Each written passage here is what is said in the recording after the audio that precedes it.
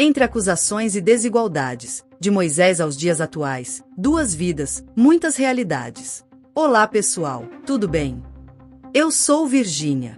Do caso da jovem de 22 anos ao caso Neymar, acusações e defesas em foco. Uma jovem de 22 anos, esposa de pastor, denuncia ter sido estuprada mais de 20 vezes por um ex-cliente, além de sofrer ameaças.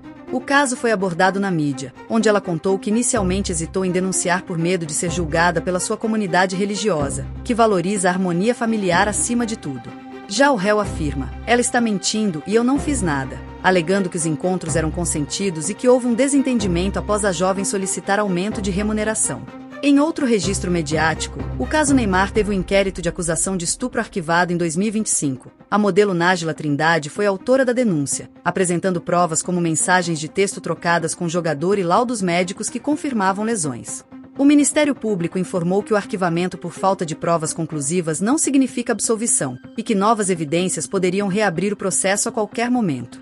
Esses 2 casos, em contextos distintos, uma de comunidade religiosa de baixa renda e outra envolvendo uma figura pública de renome nacional, revelam como a dinâmica de acusação e defesa marca debate sobre violência contra mulheres na atualidade, além de destacar como o acesso a recursos e o tratamento midiático podem influenciar a percepção do caso pela sociedade. Épocas antigas, o Código Mosaico e a escravização das mulheres. Na época dos hebreus, com Moisés como líder, foram criadas regras que estruturavam uma sociedade onde as mulheres eram escravizadas e vistas como inferiores aos homens. O Código Mosaico, registrado nos livros sagrados do Êxodo, Levítico e Deuteronômio, estabelecia normas que limitavam seus direitos sobre o próprio corpo, como a obrigação de se casar com o agressor em casos de estupro, ou com o irmão do marido falecido para garantir a continuidade da linhagem, suas decisões sobre educação e atividade laboral, e sua participação na vida pública e religiosa. Mulheres não podiam herdar terras nem propriedades, não tinham voz em assembleias comunitárias e eram juridicamente consideradas propriedade de seus pais ou maridos. Essas normas enraizaram uma cultura de desigualdade que perdurou por séculos, influenciando não apenas as comunidades hebraicas, mas também outras religiões e sociedades ocidentais que se basearam em seus preceitos. Além disso, o Código punia mulheres com maior severidade que homens por crimes relacionados à sexualidade, como adultério, que podia resultar em morte para a mulher, enquanto o homem muitas vezes sofria apenas advertências, reforçando a ideia de que seu corpo era um bem a ser controlado pela sociedade masculina. Tempo feudal, a Igreja Católica e a ideia de pecado. Durante o feudalismo, entre os séculos V e XV, a Igreja Católica se tornou uma das principais instituições que moldavam a cultura e as leis europeias, reforçando a visão de que as mulheres eram inferiores aos homens e que suas ações estavam sujeitas a julgamentos morais que as rotulavam de pecadoras. A doutrina religiosa associava a mulher à figura de Eva, culpada pela queda do homem no paraíso, e defendia que sua função principal era de esposa e mãe, dedicada ao lar e à obediência incondicional ao marido. Mulheres que buscavam autonomia, como as que escolhiam viver solteiras, praticavam atividades profissionais como artesãs ou mercadoras, ou se envolviam com movimentos religiosos não autorizados pela Igreja, eram frequentemente acusadas de bruxaria ou heresia, enfrentando punições como a fogueira, o ostracismo comunitário ou a prisão em conventos sob vigilância. A Igreja também controlava o acesso à educação, permitindo que apenas mulheres de famílias nobres ou que ingressassem em ordens religiosas tivessem contato com o conhecimento, e mesmo assim, limitada a matérias consideradas adequadas ao gênero, como teologia básica, costura e música. Essa doutrina contribuiu para manter as mulheres em posições submissas, com poucas oportunidades de autonomia financeira, política ou cultural, e consolidou a ideia de que seu valor estava ligado apenas à sua capacidade de servir aos homens. Realidades atuais, evangélicas e seculares, mesmo combate, mesmas desigualdades. Hoje, mulheres tanto no meio evangélico, onde alguns grupos ainda se apoiam em preceitos do Código Mosaico, interpretando textos sagrados como uma justificativa para a subordinação feminina e a autoridade do marido sobre a esposa, quanto no espaço secular enfrentam desafios semelhantes. Muitas não têm seus direitos sobre o corpo respeitados e são vítimas de violência física, verbal e sexual. Dados oficiais do Brasil mostram que uma mulher é agredida a cada 7 minutos, e apenas 10% dos casos de violência sexual chegam ao judiciário, devido a barreiras como vergonha, medo de represálias e desconfiança no sistema de justiça. No meio evangélico, algumas lideranças defendem que a mulher deve obedecer ao marido em tudo, inclusive em questões relacionadas à sexualidade, e que denunciar abusos dentro da igreja é um ato de desobediência a Deus, que une os casais e não os separa. Já no campo secular, mesmo com avanços legais como a Lei Maria da Penha, 2006, e a criminalização do estupro como crime hediondo em 2015, há influências culturais que perpetuam a desigualdade, como músicas de duplo sentido que tratam mulheres como objetos de desejo sexual, propagandas que associam beleza feminina a padrões irreais, e comentários machistas em ambientes de trabalho e redes sociais que reforçam estereótipos de gênero. Além disso, a representatividade feminina em cargos de poder ainda é baixa. No Brasil, apenas 15% dos senadores são mulheres, e menos de 30% das empresas têm mulheres em cargos de direção executiva.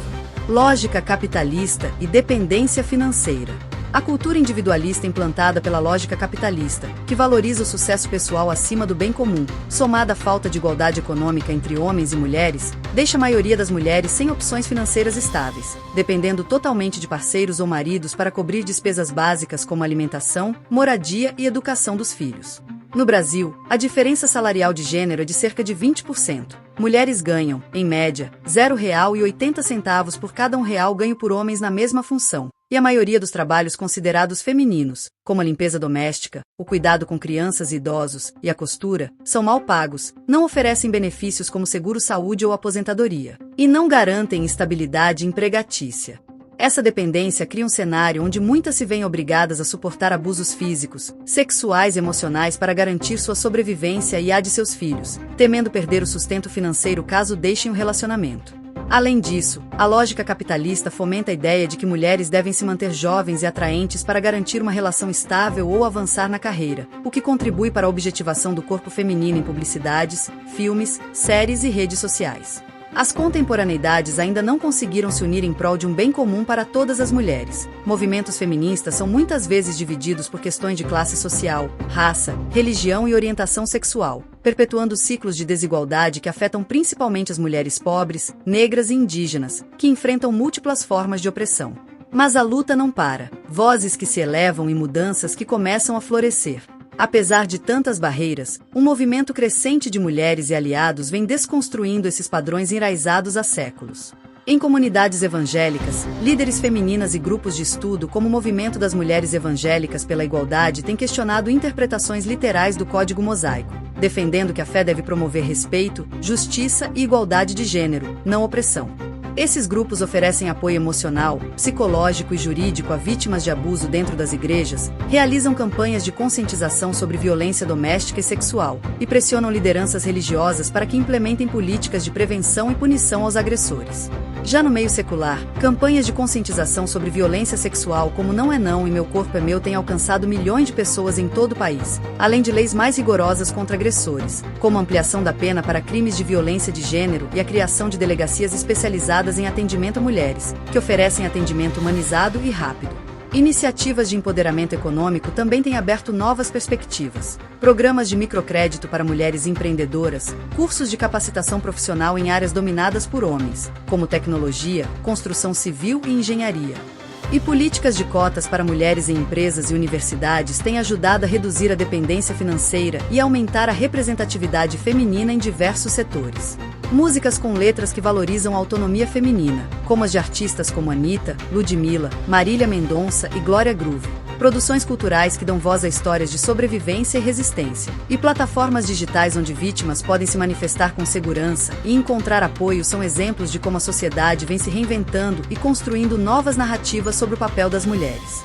O caso da jovem esposa de pastor e o caso Nájila Trindade, por mais dolorosos que sejam, têm contribuído para colocar na mesa conversas fundamentais sobre a importância de ouvir as vítimas sem preconceitos, sobre a necessidade de um sistema de justiça mais ágil, preparado e sensível para lidar com casos de violência de gênero, e sobre como estruturas históricas, religiosas e econômicas ainda perpetuam a desigualdade entre homens e mulheres. Não há mais espaço para a ideia de que mulheres sejam inferiores ou que seus corpos devam ser controlados por regras do passado ou por interesses que não os seus. A luta por direitos iguais passa por unir diferentes realidades, evangélicas e seculares, urbanas e rurais, ricas e pobres, brancas e negras, em um objetivo comum: garantir que toda mulher tenha liberdade de escolha sobre sua vida, seu corpo e seu futuro, respeito à sua integridade física e emocional, e condições de viver com dignidade, sem depender de ninguém para sua sobrevivência. O caminho é longo e ainda muitos obstáculos a serem superados, mas cada passo dado em direção à igualdade, seja uma denúncia feita, uma lei aprovada, uma mentalidade transformada ou uma mulher conquistando seu espaço, é um avanço para todas.